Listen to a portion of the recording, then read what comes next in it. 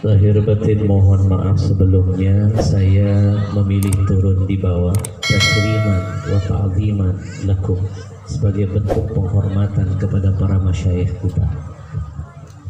Saya turun di bawah.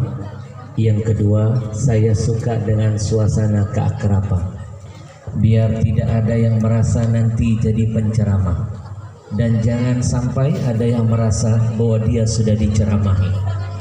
Kalau sudah seperti ini, kita sama di hadapan Allah. La haula wala quwwata illa billah. Jangan heran nanti kalau saya jalan-jalan ke sana.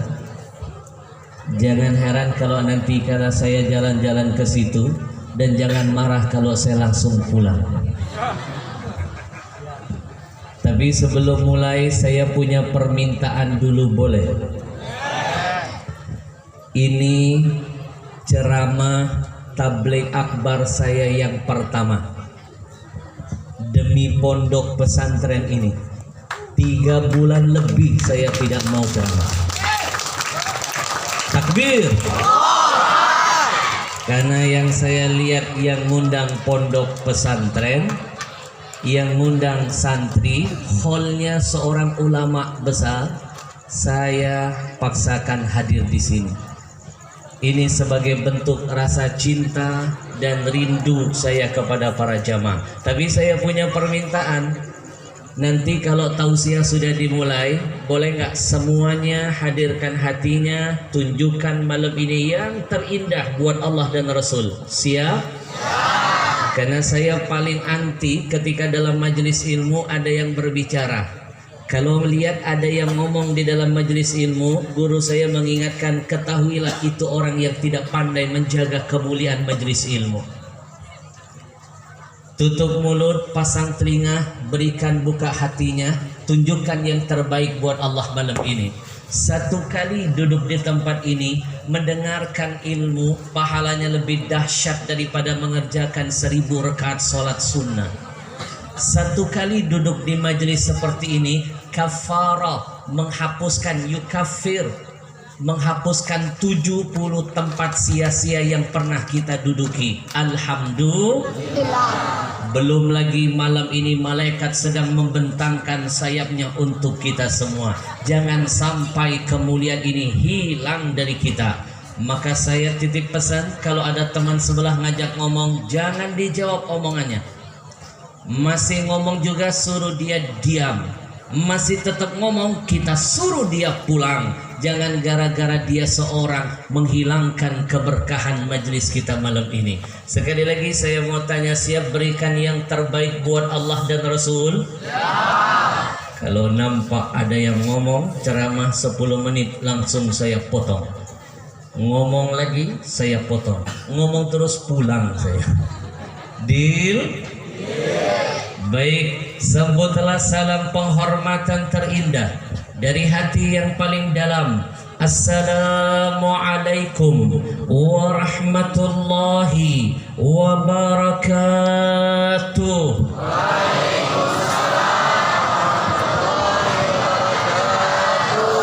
Alhamdulillahi wa kafa, wassalatu wassalam ala sayyidina al-mustafa wa ala alihi wa ashabihi ahli sidqi wal wafa.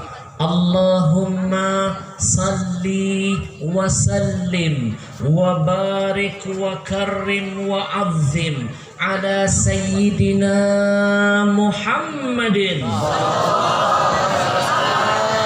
wa ala alihi wa ashabihi ajma'in. Amma ba'd. Yang pertama, dan insya Allah dimanapun saya tampil, izinkan saya, manusia yang banyak dosa ini, untuk selalu melatih diri saya dan mengajarkan kepada semua para jamaah, muliakan dulu semua alim ulama, guru-guru kita yang hadir hari ini di tengah-tengah kita.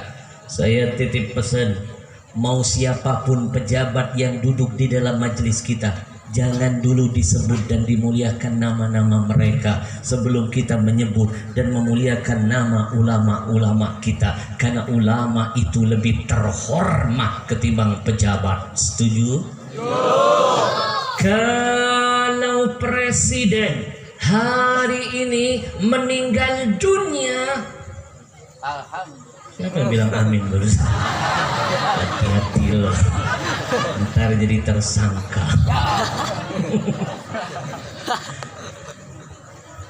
Kalau presiden hari ini meninggal dunia, pegang omongan saya, besok rebutan orang mau langsung jadi penggantinya. Betul? Tapi maaf kalau malam ini ulama kita yang wafat 10 tahun, 20 tahun, 30 tahun ke depan, belum tentu ada yang bisa menggantikan mereka.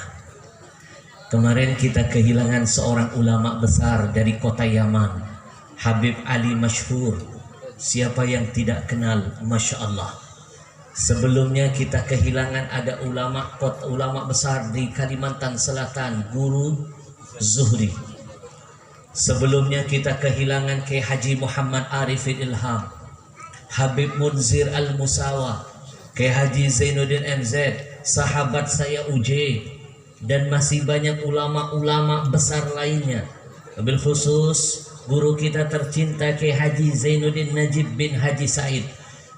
Puluhan ribuan ulama-ulama yang mungkin sudah meninggalkan kita. 10 tahun yang akan datang belum tentu ada yang seperti mereka. Maka jangan pernah bosan-bosan doakan mereka agar Allah selalu panjangkan umur guru-guru kita. Allah sehatkan badan mereka. Allah berkahi hidup mereka.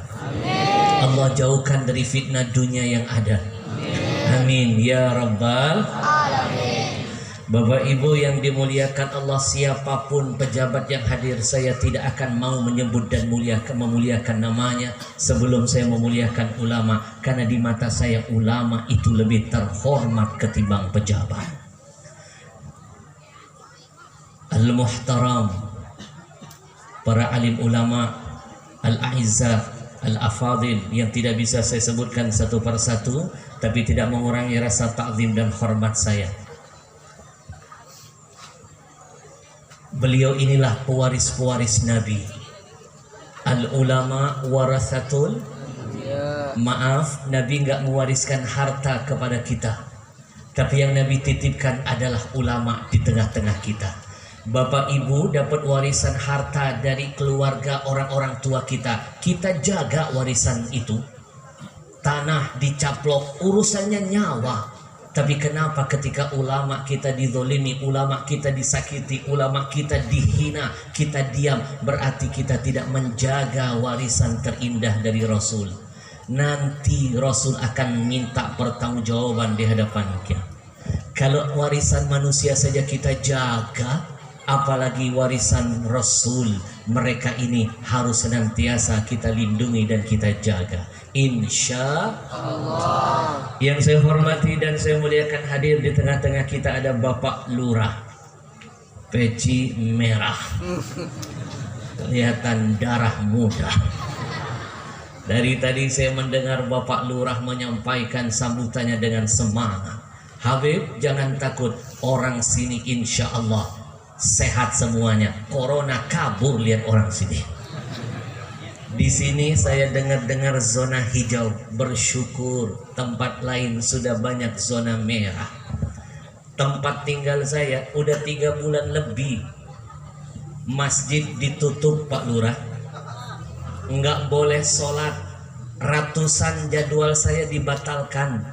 3 bulan saya di kamar doang. Baru ini keluar. Baru malam ini saya melihat kembali penampakan. Setelah 3 bulan saya dipingin. Dari sebelum Ramadan kami dirumahkan. Kalau zaman dulu sebelum Ramadan datang, setan yang dikurung. Sekarang kita yang dikurung. Tanda-tanda kiamat sudah dekat. Betul? 3 bulan lebih berada di rumah. Tidak ketemu jamaah, kangen yang luar biasa. Oh, saya saking kangennya berapa kali mimpi megang mikrofon. Akhirnya mimpi saya malam ini terkabulkan. Bisa pegang mikrofon, bisa lihat jamaah, rindunya Masya Allah. 3 bulan lebih, Pak. Kami dilarang keluar. Kalau keluar katanya nanti bisa positif. Akhirnya kami ikuti petunjuk pemerintah. Kami nggak keluar-keluar di rumah. Akhirnya saya negatif, istri positif.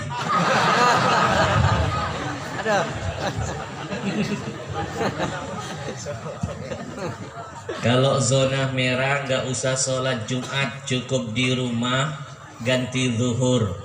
Idul Fitri nggak usah. Kemarin kami Idul Fitri di rumah. Saya imam, istri, anak-anak makmum. Rasanya ini Ramadan yang paling berat dalam seumur hidup saya. Ini Idul Fitri yang paling benar-benar ujian dari Allah.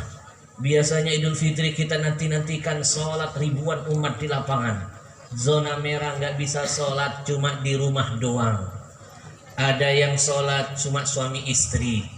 Kalau kurang dari 4 orang nggak perlu pakai khutbah Jumatnya, nggak perlu pakai khutbah Idul Fitrinya.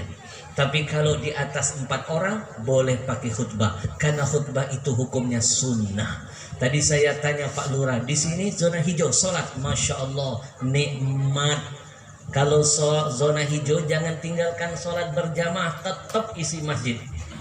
Jumat laksanakan, Idul Fitri laksanakan, masjid syiarkan, karena boleh jadi dari zona-zona hijau ini yang menghantarkan kekuatan bagi zona merah yang akhirnya mengangkat wabah di mana-mana. Insya Allah. Mall dibuka, masjid ditutup, gila. Betul? Betul. Yang masuk ke masjid itu sebelum masuk sudah wudhu. Masuk mall belum tentu ngambil wudhu. Masuk dia ke dalam masjid sudah dalam keadaan suci. Dia cuci wajahnya, dia cuci tangannya, dia cuci telinganya, dia cuci rambutnya. Wudu itu salah satu manfaatnya. Jangankan virus, dosa bisa rontok. Orang kalau berwudu basuh muka, dosa muka rontok. Orang ketika berwudu basuh tangan, dosa tangan rontok. Maklum udah 3 bulan. Biasanya kalau ceramah 2 jam masih nganten, sekarang baru 5 menit sudah batuk-batuk. Orang kalau basuh kaki wudhu dosa kaki rontok. Maka jangan takut. Al-wudu silahul mu'min, yang menjanjikan Nabi wudu itu senjata bagi orang mukmin. Jangankan virus, insya Allah setan iblis takut kalau lihat orang-orang yang dalam keadaan berwudu. Alhamdulillah. Maka sekali lagi buat semua warga yang masih Allah kasih nikmat zonanya masih zona hijau, bersyukur, tingkatkan terus keimanan. Karena di ibu kota sana banyak orang sibuk ningkatin imun tapi lupa meningkatkan iman. Imun dipikirin, iman dilupakan, maka Allah marah dengan Indonesia. Lahir batin mohon maaf, saya termasuk orang yang tidak suka dengan statement yang beredar, berdamai dengan corona. Hello, berdamai dengan corona. Kalau mau berdamai itu harus jelas makhluknya, sama-sama bisa dilihat, sama-sama bisa mendengar, sama-sama bisa bicara, sama-sama bisa bersalaman. Itu mungkin bisa ada perdamaian. Yang bisa saling lihat aja belum tentu bisa saling berdamai. Nyambung nggak kira-kira? Apalagi corona yang nggak nampak oleh mata. Kabar-kabarnya makhluknya kecil banget, hanya bisa dilihat dengan alat pembesar. Gimana mau berdamai? Makanya saya setuju dengan Yusuf Kala bilang, gimana mau berdamai, coronanya jangan mau damai. Betul? Yang benar itu bukan berdamai dengan corona, tapi rakyat Indonesia khususnya, umumnya seluruh hamba Allah, bikinlah perdamaian dengan Allah. Karena Allah yang punya corona, berdamailah dengan Allah. Kalau masih maksiat di kampung halaman, berarti kita masih menabur gendang dengan Allah. Mimpi Allah akan hilangkan wabahnya. Betul? Betul. Berdamai itu dengan Allah yang punya semuanya. Bagaimana cara berdamai dengan Allah? Lakukan perintahnya, jauhkan larangannya, berlomba-lombalah dalam kebaikan dan ketakwaan. Berarti kita sudah menjalin perdamaian dengan Allah. Allah akan jadikan Indonesia menjadi negeri yang baldatun tayyibatun wa rabbun. Salatullah salamullah ala Toha Rasulillah. Salatullah ala Yasin Habibillah. Bapak Ibu yang dimuliakan Allah, saya mohon maaf begitu turun dari mobil saya nggak bersalam-salaman. Walaupun tangan tidak bersentuhan, hati insya Allah selalu mendoakan. Walaupun jarak kita jauh, hati kita akan selalu dekat. Bukan saya nggak percaya dengan takdir, tapi saya sedang menciptakan takdir yang baik buat kita semuanya. Oh, Habib nggak percaya dengan takdir? Bukan, saya sedang menciptakan takdir yang baik juga buat kalian. Mungkin kalian sehat, saya mungkin nggak sehat. Itu dengan Pak Lurah. Habib jangan-jangan bawa virus. Pak Lurah alamatnya di mana? Betul? Tapi betul tadi apa kata Pak Lurah, kalau sudah zona hijau jangan terlalu bergembira, lupa diri, lupa daratan. Kalau zona hijau jangan keluar, kata Nabi, jangan tinggalkan kampung.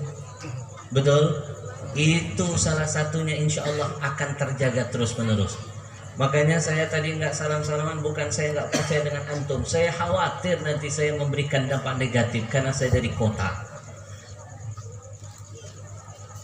Menciptakan takdir yang lebih baik itu boleh. Dulu Umar bin Khattab ketika akan menuju ke negeri Syam, dalam perjalanan dia dihentikan seseorang sahabat. Umar, jangan pergi ke negeri Syam, Umar. Kenapa? Di sana ada wabah taun. Terus? Ini pandemik, Umar. Bisa puluhan ribu orang meninggal. Sahabat yang lain bilang, Umar, udah kita pergi aja ke sana. Kan takdir itu kan di tangan Allah. Lalu Umar menjawab, kalau begitu kita kembali ke Madinah. Umar sempat dibilang, Umar berarti kamu gak percaya takdir.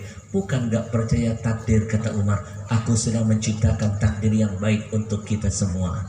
Aku bukan lari dari takdir Allah, tapi aku berlari menuju takdir yang lebih baik dari Allah. Makanya lahir batin mohon maaf kalau nanti saya begini salamnya. Apalagi kadang-kadang saya begini, itu berarti saya sedang menciptakan takdir. Saya teringat Erdogan, presiden Turki, hadir acara pertemuan dunia. Macam-macam presiden dari seluruh dunia menyodorkan tangannya. Erdogan dengan sopan berkata, salam corona. Bukan gak percaya takdir, sekali lagi menciptakan takdir yang baik. Insya Allah. Kita doakan Indonesia khususnya, mudah-mudahan Allah angkat semua wabah. Bagaimana cara menghilangkan musibah ini? Banyak caranya. Salah satunya saya teringat pesan Imam Asy-Syafi'i. Lam aro. Kata Imam Asy-Syafi'i, lam aro anfa'u lil waba minat tasbih. Kata Imam Syafi'i, aku tidak melihat ada sesuatu yang lebih dahsyat dan bermanfaat yang bisa menghilangkan wabah penyakit apapun kecuali dengan memperbanyak membaca tasbih. Ternyata salah satu manfaat kalimat tasbih, kalau dibaca itu akan menghilangkan wabah-wabah penyakit apapun yang sedang melanda. Kita baca tasbih sama-sama, kita pasang niat mudah-mudahan kampung ini selalu dilindungi, dan mudah-mudahan tempat-tempat lain di negeri ini yang terkena zona merah Allah angkat wabahnya. Mudah-mudahan kita kembali normal, insya Allah. Semuanya hadirkan hatinya, kita bertasbih dulu kepada Subhanallah walhamdulillah wa la ilaha illallah wallahu akbar wa la hawla Wa la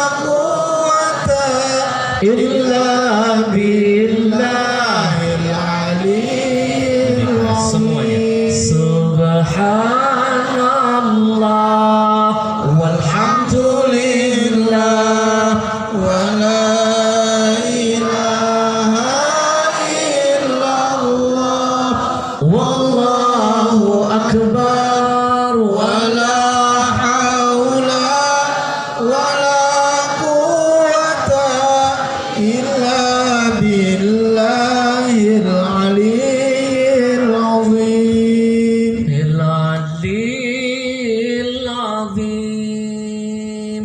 Perbanyak tasbih kalau ingin wabah Allah jauhkan dari diri kita.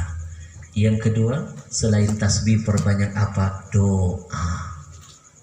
Nabi yang menjamin la yaruddul qadha illa doa.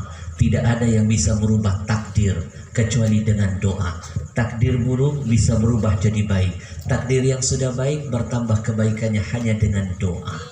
Doa apa yang bisa kita baca biar selamat dari wabah? Salah satunya doa yang diajarkan Nabi. Semuanya ikuti saya. Allahumma Allahumma inni a'udzubika minan barasi wal jununi wal juzami wa min sayyi'il asqami. Allahumma inni a'udzubika min jahdil bala wal waba wa darkis syaqa wa su'il qada wa syamatatil a'da. Jangan lupa dahulukan doa sebelum berbuat apa-apa kalau ingin dapat berkah hidup di dunia. Tapi maaf Pak Lurah, orang Indonesia sekarang sudah sedikit berubah. Kalau zaman dulu ketemu kiai, ketemu habib, ketemu ustadz pasti minta doa. Zaman sekarang ketemu habib, ketemu kiai minta selfie. Doa jadi nomor sekian, selfie selalu didahulukan. Padahal maaf, yang namanya selfie tidak bisa merubah takdir. Yang bisa merubah takdir itu hanya dengan doa. Maka dahulukan doa dalam berbuat apa-apa. Insya Allah. Singkat, padat, episode berikutnya.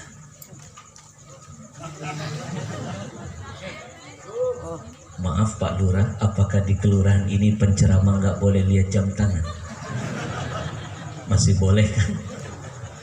Kalau ada penceramah siapapun dia, kalau baru mulai ceramah suka lihat jam tangan, jangan heran, itu cuma teknik. Sebenarnya dia lagi mikir abis ini mau ngomong apa. 3 bulan nggak ngoceh. Ini panggung pertama, pasti bukan cuma grogi, grogol Pak. 3 bulan tidak ketemu jamaah. Dan ini jadwal yang pertama. Setelah ini lockdown lagi. Maka hari ini saya bersyukur sekali sebagai bentuk rasa cinta kepada pondok pesantren Masya Allah, nama yang indah. Ngomong-ngomong, berapa jumlah santrinya di sini Ustaz? Semakin banyak gak gitu. Saya kalau lihat antum semuanya, jadi teringat dulu saya pun pernah mondok. Walaupun mondoknya sebentar, makanya begitu dengar pondok pesantren yang ngundang, selalu saya dahulukan. Kalau yang ngundang itu pesantren, selalu saya usahakan datang. Kenapa? Sebagai nostalgia, saya pun anak pondok. Jadi kalau ngelihat suasana pondok begini terasa kayak dulu kita pernah mondok. Jelek-jelek begini saya juga mondok walaupun sebentar, 7 tahun. Sebentar apa lama? Kalau dalam kamus keluarga besar saya yang paling sebentar, yang merasakan dunia pondok. Rata-rata paman saya mondoknya di atas 10 tahun. Paman saya yang pertama Habib Hamid namanya. Maaf, Habib Muhammad. 11 tahun mondok di kota Mekah, nggak pulang-pulang 11 tahun. Tahun ke-11 baru balik ke Indonesia. Paman saya yang kedua, Habib Hamid namanya, 12 tahun lebih mondok di Mekah, nggak pulang-pulang. Tahun ke-12 baru balik ke Indonesia. Yang paling lama paman saya ketiga, namanya Habib Hasan Al-Habsyi. 40 tahun mondok di Arab nggak balik-balik Pak Lurah. Kenapa Pak Lurah? Meninggal di sana. Waktu haji kecelakaan. Saya cuma 7 tahun doang. Makanya saya merasakan Masya Allah nikmat ketemu para santri. Sebelum saya lanjutkan kajian, saya mau titip pesan dulu buat para santri. Anak-anak santri, saya titip pesan. Mimpi ilmu akan bersahabat denganmu kalau engkau tidak menghormati gurumu. Mimpi ilmumu akan diberkahi oleh ilahi kalau guru tidak dihormati. Kenapa ini perlu saya sampaikan setiap kali masuk ke sekolah dan pondok? Indonesia ini darurat krisis akhlak. Banyak siswa, banyak santri sudah tidak hormat lagi dengan gurunya. Mimpi ilmumu akan berkah. Para santri, coba kamu buka lagi Al-Quran. Kamu tahu kenapa malaikat disuruh sujud oleh Allah kepada Adam? Kalian tahu kenapa malaikat disuruh sujud kepada Adam? Apa karena Adam kakek moyang kita itu jago ibadahnya? Bukan. Kalau mau jauh urusan ibadah, malaikatlah yang nomor 1. Adam tidak akan mungkin mampu menyusul keibadahan malaikat. Nggak akan mungkin Adam bisa mengalahkan ibadahnya malaikat. Tahu kenapa Adam bisa lebih mulia dari malaikat? Karena ilmunya. Allah kasih Adam ilmu. Dengan ilmu Adam jadi guru. Mengajarkan kepada siapa? Malaikat. Jadi tolong diingat, profesi pertama itu adalah profesi guru. Siapa guru pertama? Nabi Adam alaihissalam. Siapa murid Nabi Adam? Para malaikat. Bayangkan malaikat la ya'sunallah, tidak pernah maksiat, tiada hari tanpa ibadah. Makhluk yang paling jago ibadahnya saja disuruh sujud kepada Adam. Sujud bukan menyembah, sujud artinya ikraman, takriman li ahli ilim, penghormatan kepada orang yang punya ilmu. Maka kebangetan kalau baru jadi santri, ibadahnya jarang, malaikat bukan, tapi sudah kurang ajar kepada guru. Apa enggak malu dengan malaikat? Betul? Betul? Maka sekali lagi pesan pertama untuk semua santri, hormati gurumu kalau ingin ilmumu diberkahi oleh Allah. Insya Allah. Salatullah Salamullah ala Taha Rasulillah. Salatullah salamullah ala Yasin Habibillah. Karena ini masih momen Idul Fitri, tidak ada kata terlambat kalau saya juga ingin mengucapkan minal aidin wal faizin. Late is better than never. Mak, do you understand? Allah, yes. Sok paham padahal katro. Nih mak biar nggak ketinggalan dengan anak-anak milenial. Late is better than never. Itu artinya mak, jangan buang sampah sembarangan. Terlambat itu lebih baik daripada tidak sama sekali. Minal aidin wal faizin, taqabbalallah minna wa minkum salihal a'mal. Ja'alana Allah wa iyyakum minal aidin wal faizin wal maqbulin wa insyaallah fi kulli amin wa antum bi khair. Amin ya rabbal alamin. Maafkan kalau mungkin selama ini saya berdakwah di TV ada lisan yang tidak sopan, ada ucapan yang kasar. Maafkan saya, makin banyak orang berbicara makin banyak salahnya. Betul? Dan jangan pernah malas-malas untuk meminta dihalalkan dari seseorang yang pernah kita zalimi. Karena Nabi yang menyuruh kita. Nabi yang menyuruh kita. Man kanat lahu madlimatun li akhihi min irdihi aw syai' falyatahallalhu minhu. Kalimat halal bihalal ternyata diambil dari hadis ini. Kata Nabi, siapapun yang pernah berbuat zalim dengan saudaranya, baik dia merusak kehormatan saudaranya atau kezaliman apapun juga, jangan lupa kata Nabi, falyatahallalhu minhu, hendaklah dia segera minta dihalalkan darinya. Kenapa? Kalau punya dosa dengan Allah cukup taubat. Ampunan Allah lebih luas dari murkanya. Tapi kalau punya dosa kepada manusia, gak cukup minta taubat kepada Allah. Nggak cukup minta maaf kepada Allah, harus minta dihalalkan, diikhlaskan, dimaafkan oleh orang yang sudah kita zalimi. Maka saya teringat ada seorang sahabat pernah berkata, 1000 dosaku kepada Allah, aku bawa mati. Itu belum aku takuti daripada mati bawa 1 dosa kepada manusia. Kalau punya dosa kepada Allah meskipun banyak, Allah pasti maha pengampun.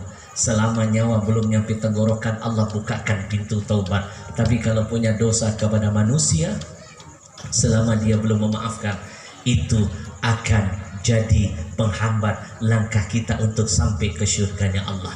Maka sekali lagi, minal aidin wal faizin, mohon maaf lahir dan batin, insya Allah. Boleh minum dulu nggak? Boleh. Maaf, bukan haus ya Bu. Kan yang ceramah saya, yang capek pasti saya. Ibarat mobil, saya mobil berjalan perlu isi bensin dulu yang banyak. Saya lihat GPS tadi dari rumah, 1 jam. Ternyata 1 jam setengah.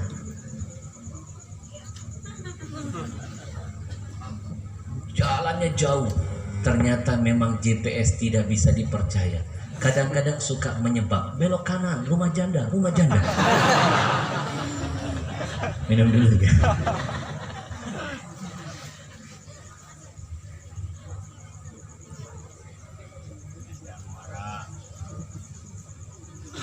Haus. Kan yang ceramah saya, ibu kan cuma duduk aja, ibarat mobil ibu mobil mogok. Tidak isi bensin juga tidak jadi masalah. Minum lagi ya. Hadirin yang dimuliakan Allah, baik. Hari ini kita sama-sama dalam rangka haul. Ayahanda kita, guru kita tercinta almarhum ila rahmatil qayyum Bapak Haji Zainun Najib bin Haji Said. Kita hadiahkan dulu surah Al-Fatihah kepada almarhum.